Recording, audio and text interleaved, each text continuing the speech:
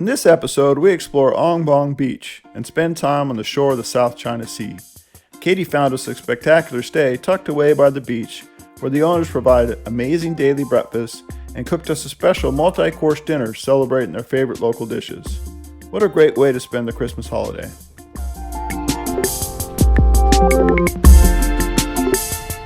Hey, buddy.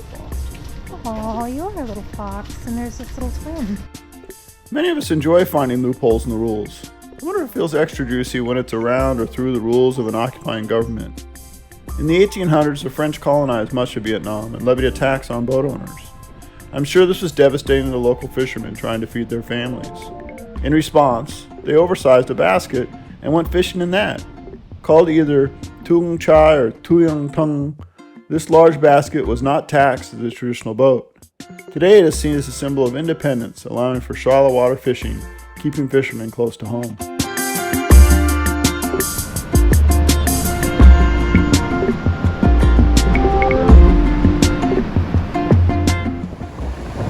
Here we are, the South China Sea, Christmas Eve.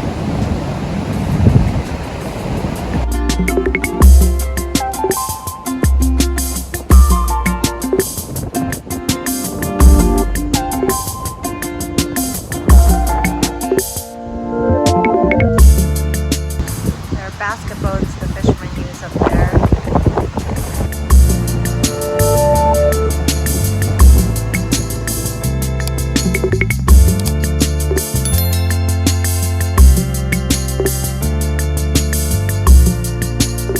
During our sea kayak trip in the last season, we stopped in Digby, Nova Scotia, renowned for their scallops and claiming are the world's best.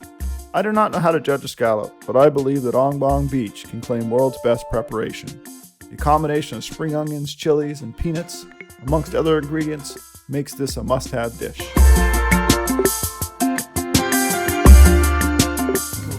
Fresh from the sea. Ong Bong Beach is a maze of little roads and walkways with incredible eats around every corner.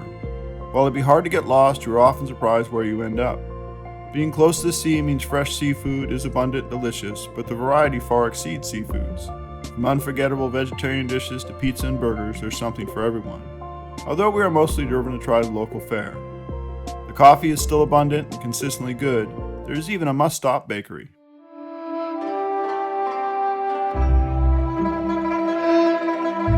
John and I woke at 5 a.m. to walk down to the sea and take in the sunrise. We both love the hush of an early morning, waking before the rest of the world is up and moving about. As we walked down the sandy path, the sound of the crashing waves and the smell of the salt air enlivened our still uncaffeinated senses.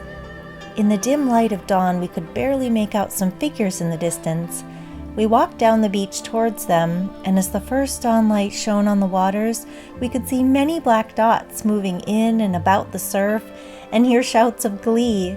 We had in fact stumbled upon the local morning ritual of bathing in the sea. How wondrous! Elderly folks laughed and moved about like children in the water, clearly enjoying their communion with the sea and with each other.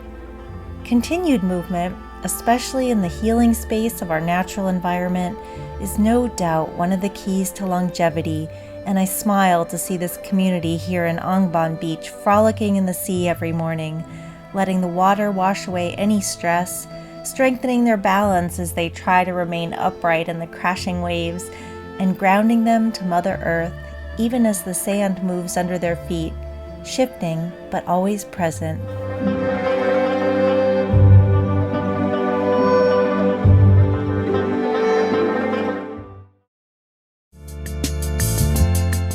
The morning eats included with our homestay were an undeniable treat to our visit.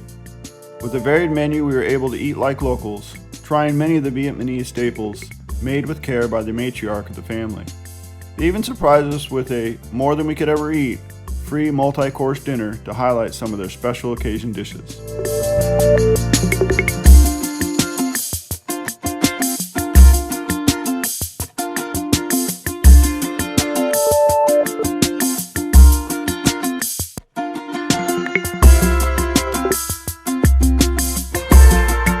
Cao Lao is a regional dish of Hoi An, rice noodles soaked in a small amount of broth made from lai from Cham Island and water from the 900-year-old freshwater Bay Lee well in Hoi An, combined with marinated pork, shrimp, quail eggs, and greens.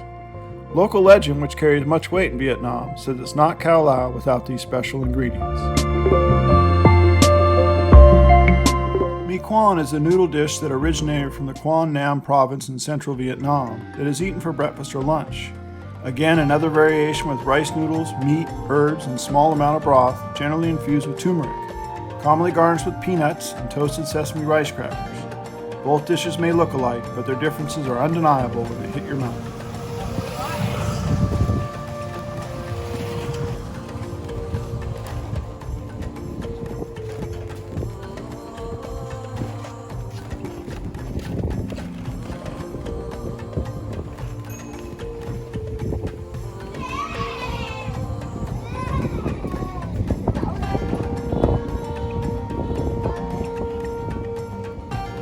One of our favorite things to do when traveling is just find a bike and ride. More often than not, they are a bit rickety and way undersized for me, which kind of adds to the fun. No guide, no group of others, just a pass-through of a day in the life of another part of the world. Slow enough to take it all in, but fast enough just to be a momentary thought in the locals you are seeing. Odd looking as I am, a big guy on a little bike.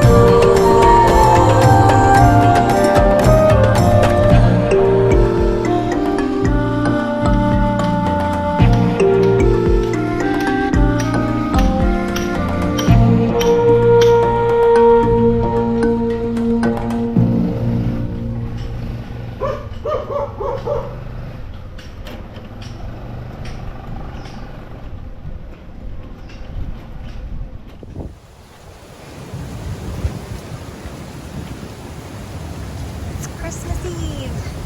We're staying in the South China Sea in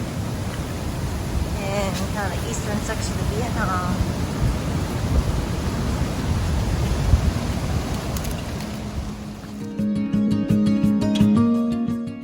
Regardless of causation, globally we are in a climate crisis together.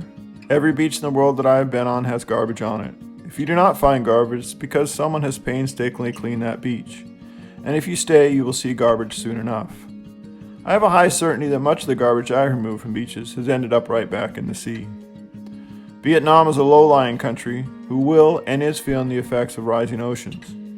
With 55% of its population in low-elevation coastal areas, the threat is unceasing and happening in real time.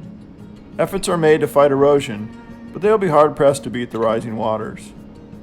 Vietnam is ranked 16th in the world for biodiversity, and we will all lose if it is lost to the sea. Just a reminder, it's the second largest producer of coffee in the world. I am not sure how we would ration.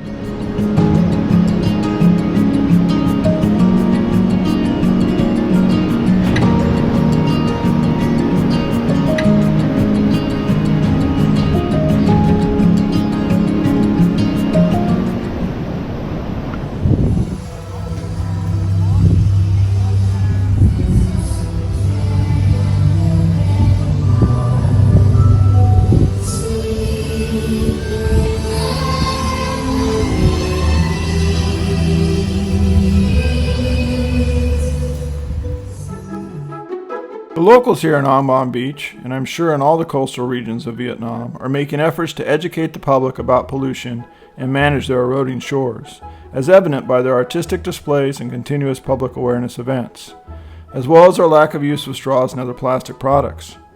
The challenge is they live in a world where economic growth and power are born out of consumption, and China shares their coast, but hosts a population almost 15 times the size of their own. We're at the Seoul Kitchen on Christmas Eve. Fun little vibe near the South China Sea.